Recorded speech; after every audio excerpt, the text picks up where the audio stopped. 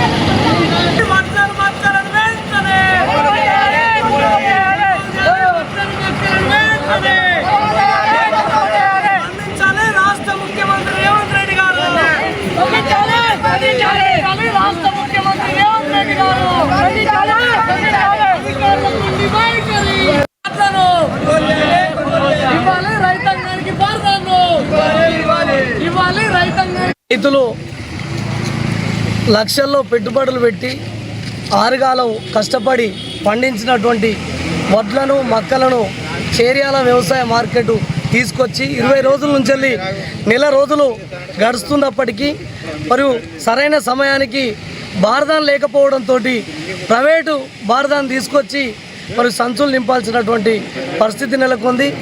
తాలు పట్టే మిషన్లు కూడా వ్యవసాయ మార్కెట్లో అందుబాటులో లేక గంటకు 1000 రూపాయల చొప్పున మరి ప్రైవేటు మిషన్లను ఆశ్రయించి పట్టించుకోవాల్సినటువంటి దుస్థితి నెలకొన్నది.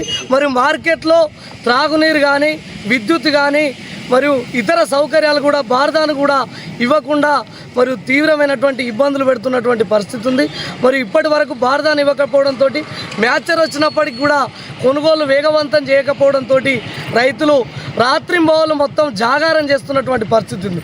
మరి వాతావరణ శాఖనేమో 2-3 రోజులలో వర్షం వస్తుంది, మరియు ఒడ్లు తడుస్తాయి, వేగవంతం చేయాలి అని కలెక్టర్ గారు చెప్తారు, రాష్ట్ర ప్రభుత్వం చెప్తారు. మరి కింది స్థాయి అధికారులు మాత్రం నిమ్మకు నీరెత్తినట్టుగా వ్యవహరిస్తూ రైతులను ఇబ్బందులకు గురి చేస్తూ ఉన్నారు. వెంటనే రైతుల పట్ల ఏమాత్రం చిత్తశుద్ధి ఉన్న కొనుగోళ్లను వేగవంతం చేసి సకాలంలో రైతులకు బార్దాన్ అందజేసి సౌకర్యాలు కల్పించి న్యాయం చేయాల్సినటువంటి అవసరం ఉంది. లేదంటే సిపిఐ పార్టీ ఆధ్వర్యంలో పెద్ద